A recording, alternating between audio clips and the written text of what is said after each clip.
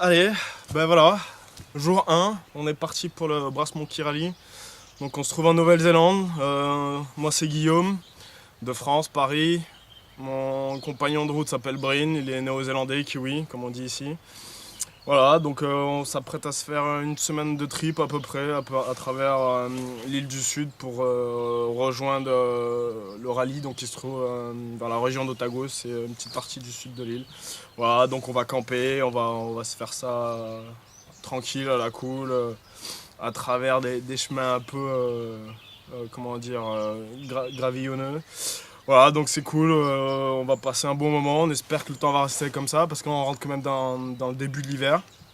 Donc à savoir que la nuit ça va cailler.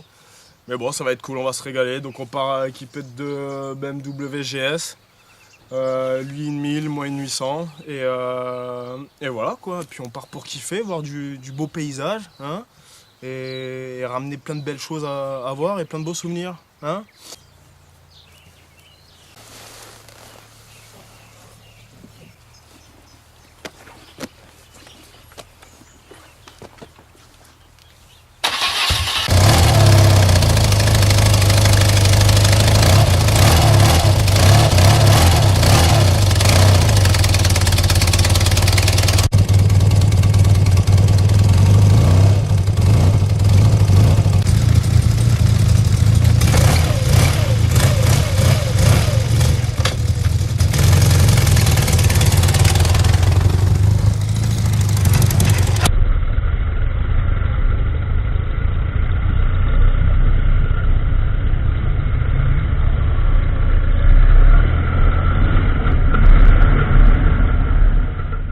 Donc là on est de retour, premier arrêt qu'on se fait à Spooner's Range, version française, Spooner Range in English. Et donc voilà, on a le mont Ben Nevis à 5304 pieds. Alors en mètres, faut pas me demander ce que ça fait, j'en sais rien. Parce que j'ai pas le taux de conversion dans la tête. On a ensuite le mont Rintou qui est dans cette direction. Et voilà, donc du coup, nous on va se diriger sur l'île du Lapin. Est-ce que c'est parce qu'il y a beaucoup de lapins? J'en sais rien. On va le voir. Et de là, on ira sur Nelson, qui est la plus grosse, la plus grande ville entre guillemets du coin.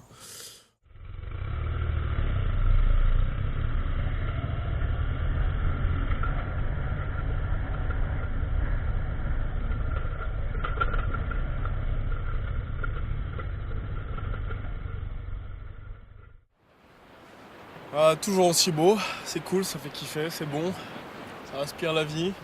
Donc du coup en face on a Nelson au loin. De l'autre côté on pourra voir la ville de Mapua, d'accord. Et voilà, donc une grande plage assez sympa à vrai dire.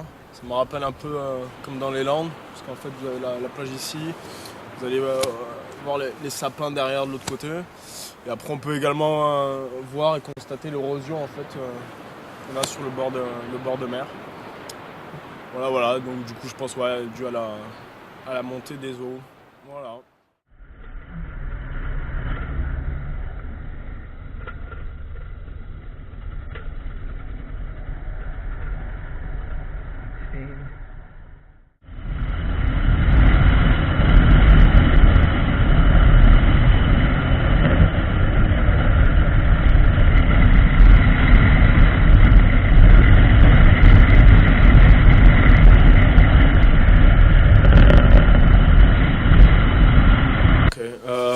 Alors ce qui concerne le prix de l'essence, en fait je pensais au début que ce serait un peu plus cher, parce que j'avais pas vraiment fait les calculs et tout, mais après vérifier là un peu là à l'instant, sans avoir les prix exacts à l'heure d'aujourd'hui du prix du litre en France, ici ce sera à peu près équivalent en fait. Donc c'est pas plus cher, ou alors si c'est plus cher c'est de quelques centimes, enfin il n'y a pas une grosse différence. Après la différence va se faire plus sur... moi par exemple, j'ai un vieux Toyota Hilux, un 4x4 V6, et du coup il consomme de dingue, tu vois.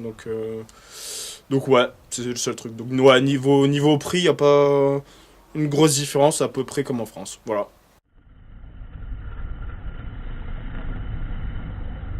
Pour l'hiver, alors conditions de route en hiver, ça va. L'état des routes en général est pas trop mal, est plutôt bien. Euh, le seul truc donc qui surprend quand on vient de France, parce que nous on n'a pas l'habitude d'avoir vraiment de gravier. En fait, eux ici ils mettent pas de sel pour l'hiver, ils mettent du gravier. Donc tu as énormément de tronçons de route, notamment dans les virages où tu as du gravier. Du coup, tu sais très bien qu'en tant que motard, c'est la gamelle quasi assurée si tu fais pas gaffe. Donc ouais, seul petit bémol par rapport à ça. Voilà, Brine me disait que c'était une question écologique, qu'il voulait pas mettre de sel, et puis parce que oui, ça détériore aussi un peu les véhicules et tout ça. Enfin bref, donc ça. Après, des fois, à certains endroits, les routes un peu étroites, mais sinon ça va. La vitesse ici réglementaire est à 100 km/h, donc ce qui est pas ouf. Donc par rapport à nous, ça peut paraître lent. En même temps, c'est pas des grosses voies rapides qu'il y a ici, ça reste comme entre guillemets des nationales chez nous, et après des petites routes de montagne ou un peu perdues. Et après, non, ouais, le truc qui me, à la limite, choqué entre guillemets, c'est pas choqué, mais ce que tout le monde peut en dire aussi, en fait, c'est que les conducteurs ici font pas spécialement gaffe, ou n'ont pas les mêmes attitudes que nous on peut avoir, et qu'on a de plus en plus en France, à savoir quand on dépasse des deux roues, donc moto, voire même des vélos, à bien se déporter, et ouais, histoire de laisser une distance de sécurité. Ici, des fois, ça craint un peu, les mecs te dépassent juste à côté, et tu le vois même pas venir.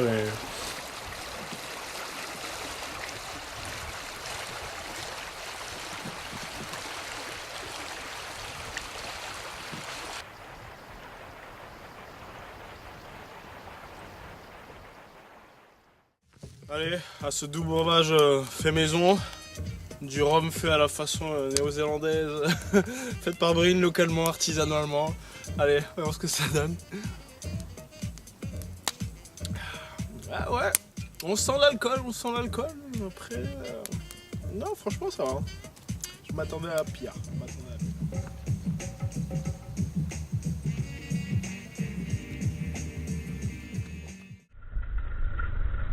Donc ça peut être un peu dangereux. Bon, après, il arrive aussi qu'il y en ait qui au contraire fassent bien l'intention, et se décalent pour te laisser la place.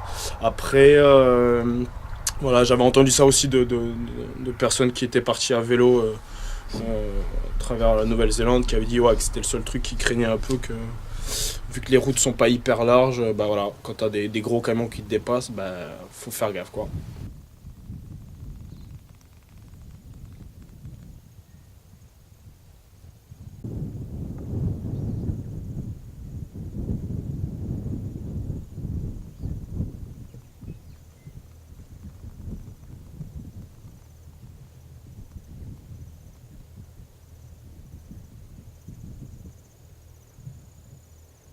Bon, la première nuit s'est bien passée. On s'est trouvé un petit spot sympa où on posait les bécanes et poser la tente aussi. C'était cool, le spot était assez magique, sauf un petit hic, c'est pas dramatique, hein, mais les panneaux de fil électrique qui étaient juste au-dessus, les pylônes. Donc voilà, on a pu se faire un petit feu, il n'y avait pas trop de vent, c'était assez sympa. Ouais, tout s'est bien passé. Voilà. Donc, on a pris la route ce matin à l'aube pour prolonger tout le long de la côte. Voilà, on est arrivé jusqu'à Rye, un peu avant Rye Valley en fait, pour faire un petit tour et piquer ici. Voilà, donc le paysage est assez magnifique, c'est vraiment kiffant. Il fait beau, il n'y a pas un nuage dans le ciel.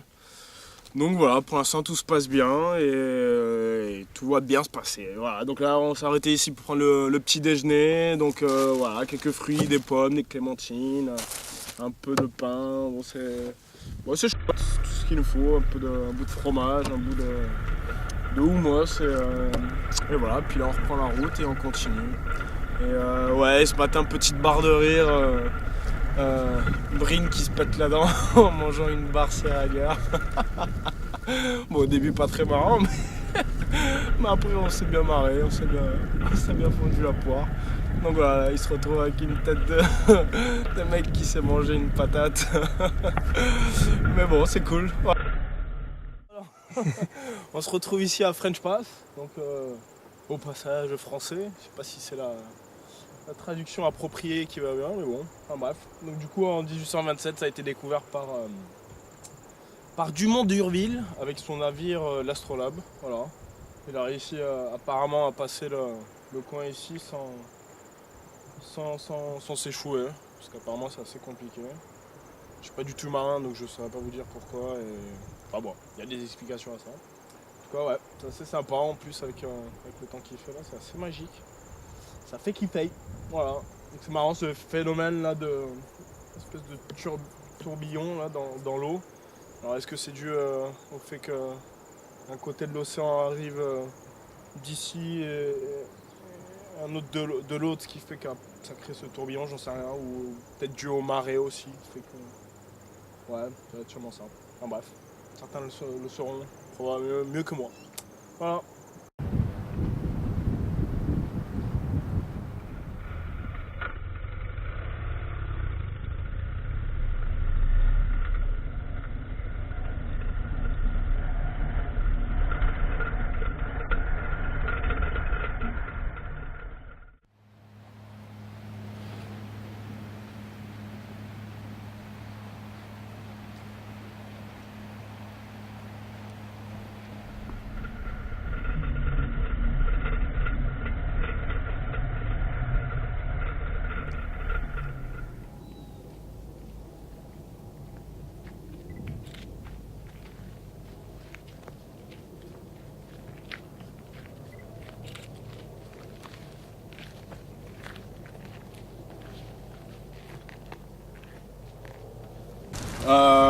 Donc on a quitté Reims-de-Fourlier en fait pour aller jusqu'à la ville d'Idaburn où en fait de là on a tourné pour aller sur Poulburn où s'est trouvé le brassement qui rallie.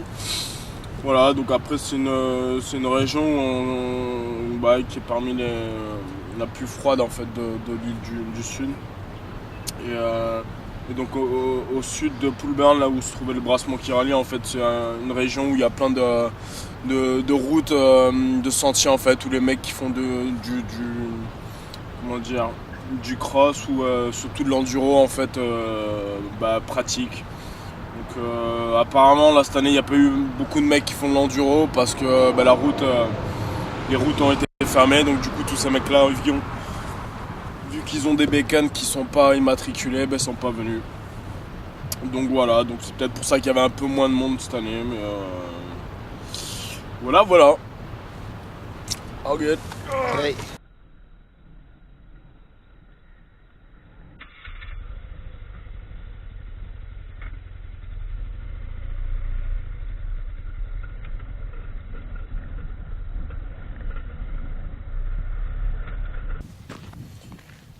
Bon, le périple avance, hein. En même temps, plus ça caille. Vous pouvez le constater, hein. Tout ça. Il fait toujours aussi beau, donc c'est toujours aussi kiffant, hein. Voilà, le voyage continue. Une route non goudronnée, donc en terre et tout ça. Pour attaquer et descendre tout au milieu jusqu'à Hammer Springs. Voilà, donc comme si on est entouré de montagnes déjà où elles sont enneigées. Voilà. Donc tout se passe bien jusqu'ici et c'est que du bonheur, du kiff. Voilà.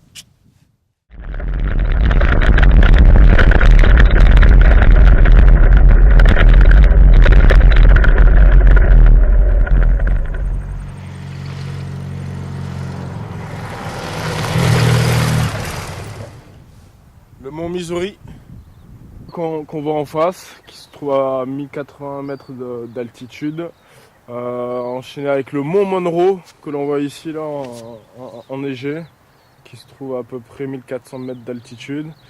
Et ensuite on voit le mont Horrible. Alors oui, ça c'est marrant. Je sais pas pourquoi ils l'ont appelé comme ça. Le mont Horrible sur la droite là-bas, qui est lui un peu plus haut, aux alentours de 1105 mètres d'altitude.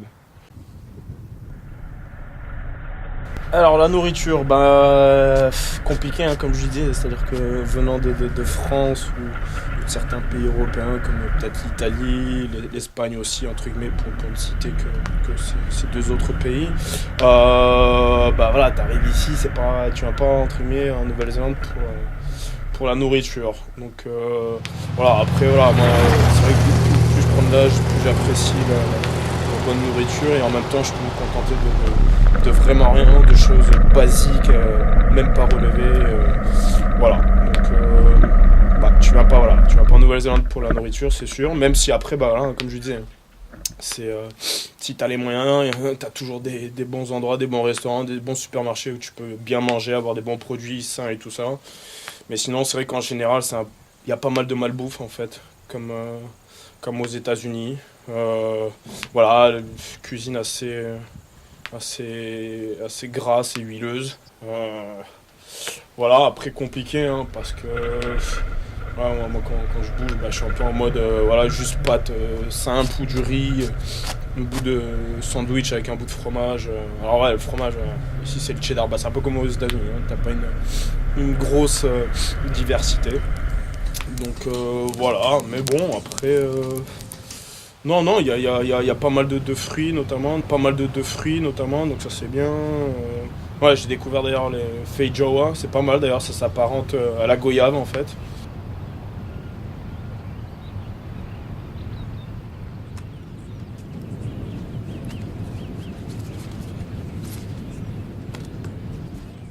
Et ce soir on s'est trouvé un super spot là pour passer la nuit au bord de la plage, à côté d'une petite rivière.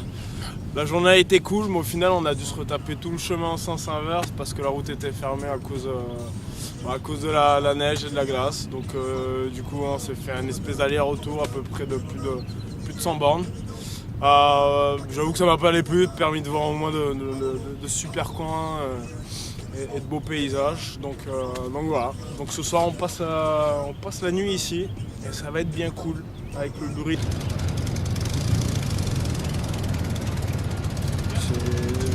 C'est très bon, ça pousse partout, t'en trouves facilement. Donc voilà, mais après c'est vrai qu'après avoir parlé un peu avec certains Néo-Zélandais et tout ça, en fait ils exportent tous leurs bons produits de qualité entre guillemets, c'est exporté, donc ça va savoir, ils ont beau avoir des millions de moutons ici, en fait tout ça, la meilleure viande est exportée à l'étranger, quoi. Donc ils en profitent même pas, donc c'est vrai qu'il y a des trucs qui sont assez bizarres en fait, c'est vrai qu'ils sont sujets aux lois du marché international, ce qui est dommage d'ailleurs, parce que voilà, en fait,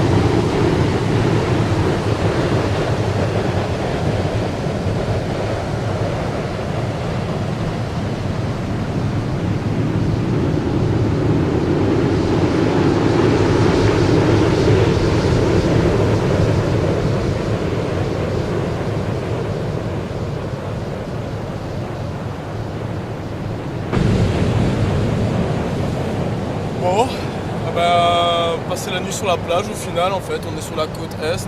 On était descendu en fait dans les terres en ayant pris des routes, comment dire, des petites routes en fait en terre non bitumées. En fait on est descendu jusqu'à Middlehurst et en fait arrivé là-bas, t'arrives au pied des montagnes. Donc voilà, on s'est fait à peu près 100 km dans le vent, mais j'avoue que ça valait la peine, les paysages étaient dingues. J'étais un peu deg d'ailleurs de devoir faire demi-tour. Donc voilà, du coup on est remonté, pas jusqu'à Blenheim, mais un peu plus au sud, qui longe la côte est en fait. Donc voilà, on s'est arrêté juste un peu en dessous de Ward en fait pour passer la nuit. Donc à l'embouchure en fait je pense d'une rivière qui donne sur la mer, c'était génial, c'était cool au final. Après s'être retrouvé en pleine journée dans les montagnes, sous la neige avec un peu de verglas, là se retrouver au bord de l'océan, c'était cool. Donc voilà, on s'est fait un bon petit feu et tout, c'était bien sympa. Petite galère ce matin, on s'est embourbé dans le sable en fait, donc on a dû galérer un peu pour sortir les bécanes, mais bon ça nous a fait notre séance du matin. Et voilà, et là du coup en fait on continue sur le long de la côte pour arriver jusqu'à Kaikoura en fait, qui est une ville assez connue du fait qu'il y a pas mal de. C'est un spot où tu peux observer pas mal de dauphins et de baleines. Donc voilà, j'en ai entendu pas mal parler, on va s'arrêter là-bas. Voilà, et aussi de ce que me disait Brine en fait le long de la côte ici en fait a été surélevé d'à peu près 5-6 mètres depuis qu'il y a eu un tremblement de terre il y a quelques années de ça. Voilà. Bon, bah nous on repart sur la route, à plus. En fait on est descendu sur la côte est par la route principale en fait de Kaikoura pour arriver jusqu'à Christchurch. Bon, on s'est pas arrêté à Christchurch mais on a continué. Donc toujours pareil sur la route principale, la route 1, c'est la route de la côte est, pour passer par Ashburton, Temuka, Timaru. En fait descendre jusqu'à Oamaru, de là en fait on a quitté juste à la sortie en fait d'Oamaru pour prendre la route en fait pour se diriger au Brass Monkey. Et en fait on est passé par Renfurly et en fait on a pris le Dundee Pass, ce qu'ils appellent, c'est le passage de Dundee en fait.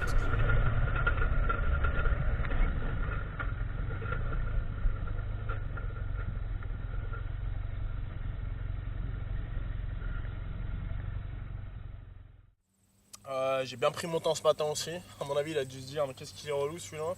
Ce petit parisien qui met 20 plombes à se préparer à chaque fois. Enfin bref, du coup on a descendu la route est sur la route principale sur la côte est. On est passé par Timaru. On est descendu jusqu'à Oamaru en fait où on a fait quelques courses. On s'est pris une petite bouteille de rhum aussi histoire de se mettre bien pendant le festival, parce que comme d'hab dans les festivals maintenant ça coûte bonbons, la cheese et la bouffe. Anyway, voilà, toujours aussi sympa, ça y est on a enfin. Et voilà, donc là du coup on se dirige au Brass Monkey, on y sera en fin d'après-midi. J'espère qu'il fera encore un peu jour. Et quoi d'autre, ouais si, donc du coup là on est sur une route non goudronnée. C'est essentiellement, là c'est assez bien d'ailleurs, c'est un peu de gravier et tout ça, et on va arriver en fait au passage d'Annecy qui se trouve à 934 mètres d'altitude, et voilà, il y aura sûrement de la glace aussi, donc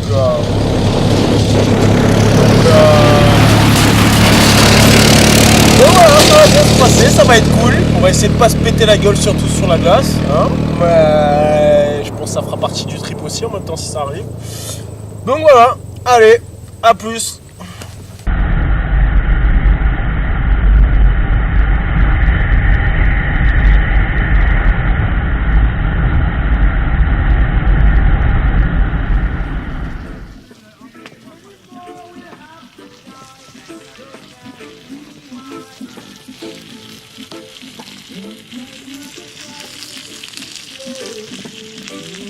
How you going there? All good, bro.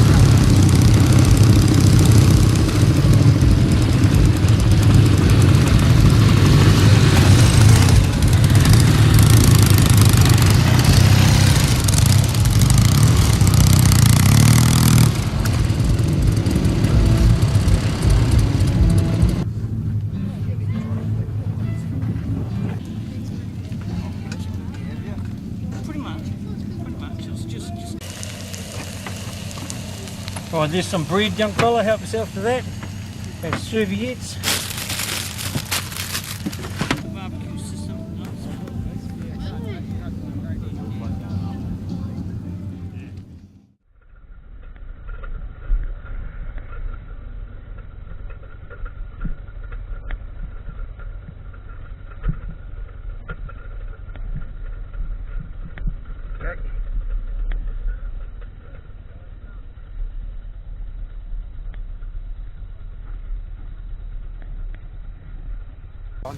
Bon, bah, deuxième journée, on est arrivé hier soir, c'est bien pelé.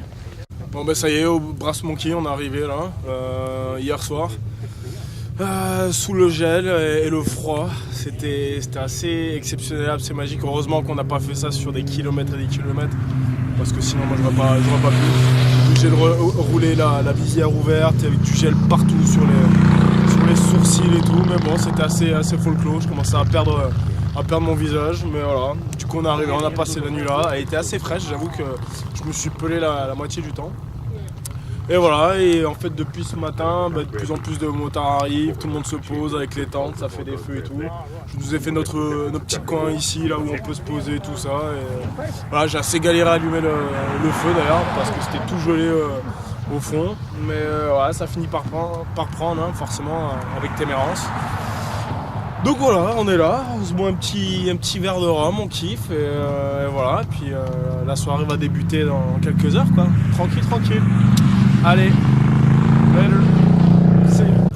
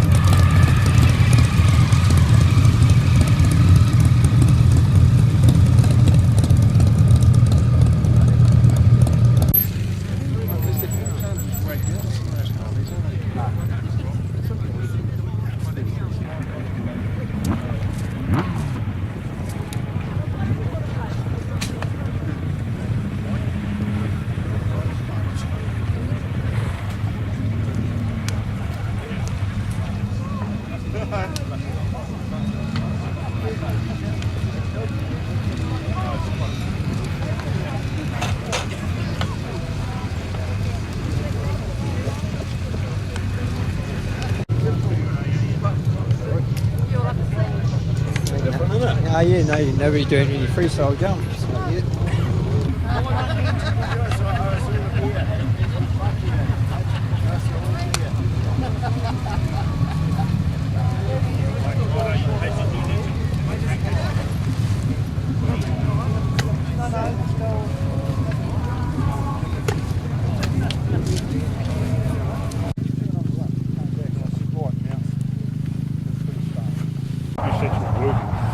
Figure out a way to get the lead going.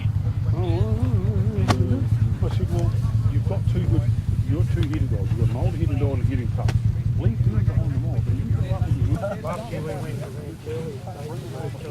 Oh yeah, he did.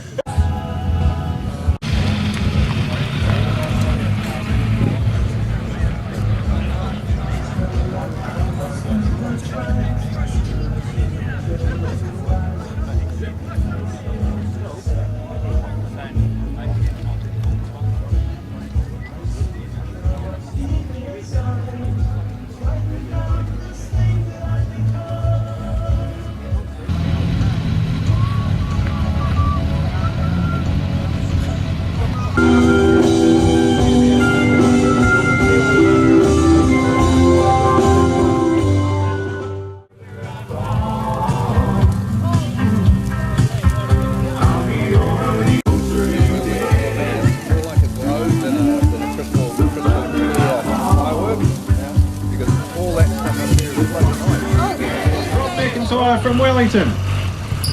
That's pretty far. It's far enough for us. So bringing it coming around. So there you go, you've got something to look forward to. 38 of them, 38 rallies. Awesome, mate. How's this one of the coldest ones? Yeah? Is it one of the coldest you've been to? Right, this is always one that people don't usually like to receive, but this is the best hard luck story. So this goes to a man who managed to make it all the way from Christchurch to just down the road a wee bit, had a bit of gravel and wiped his bike out, totaled the left hand side, engine's leaking oil, bit of a, I don't think it's a write-off, but it's nowhere near as good as it was when I left Christchurch. So Wayne Randall, or Nudge, please come back to the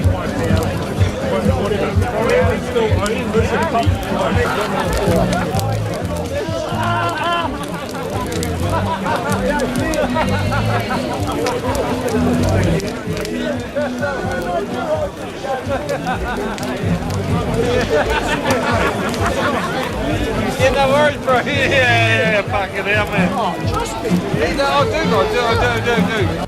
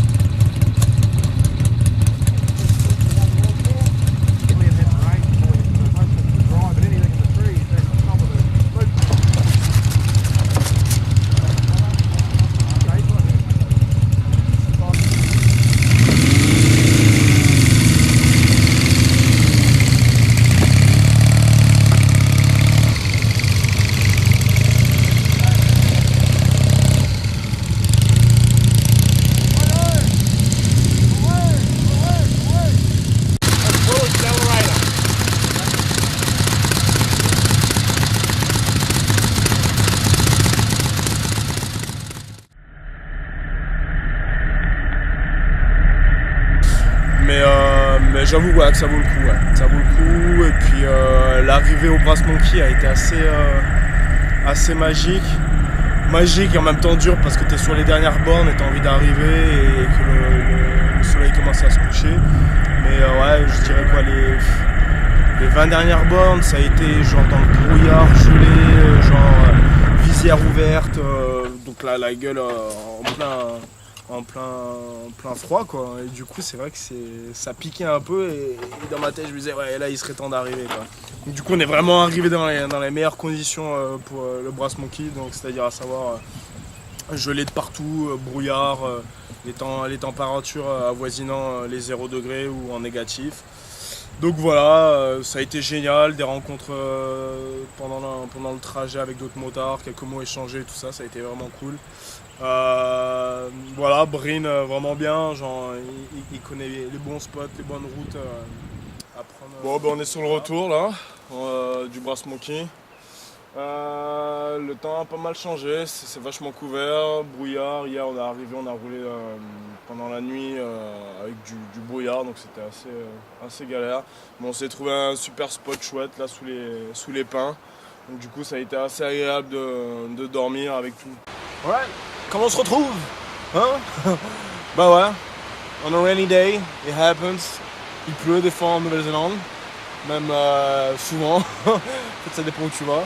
Bah là on se retrouve au niveau de Hamner Springs. En fait c'est un endroit où pas mal de Néo-Zélandais viennent passer leurs vacances ce week-end. Bah, comme ce week-end d'ailleurs, c'était un jour férié aujourd'hui pour la reine Queen Elizabeth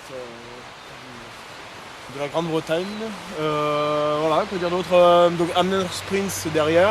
Donc il y a également des sources d'eau chaude. Et en fait là donc il y a un bout de rivière qui passe.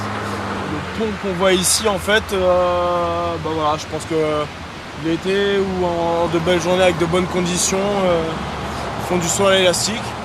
Et également des tours en bateau en fait. Donc voilà. Bah là en fait on a passé le petit pont pour venir trouver ce spot et pouvoir montrer un peu à quoi ça ressemble. Et en fait là on va reprendre le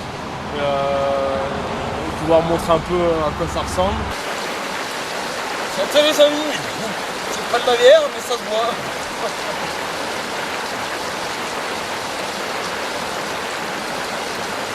Et ça a bon goût en plus.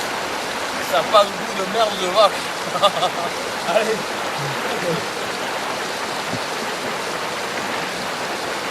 Et en fait là on va reprendre le pont pour ensuite aller à Louis Pass où on va passer la nuit. Donc à mon avis sûrement pas au sec, mais voilà, on la passera quand même. Voilà, allez. Les aiguillons de pin. Du coup c'était sympa, moi je passais une bonne nuit, c'était bien noir, donc du coup pas de lumière, aucun souci. Et voilà, et là le spot où on est en fait, il y a une rivière là, qui passe là et les couleurs sont assez magiques. Je me suis levé vers aux alentours de 7h. Et avec les premières lumières, ça rendait une couleur assez magique au niveau de l'eau.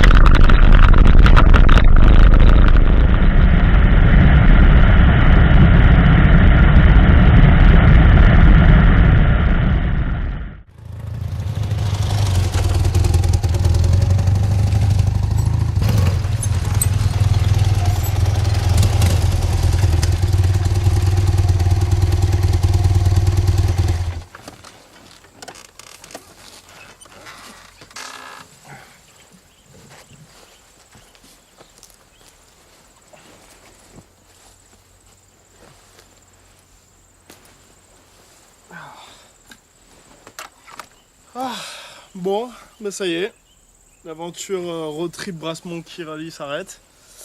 On est parti sous le soleil, on revient sous le soleil.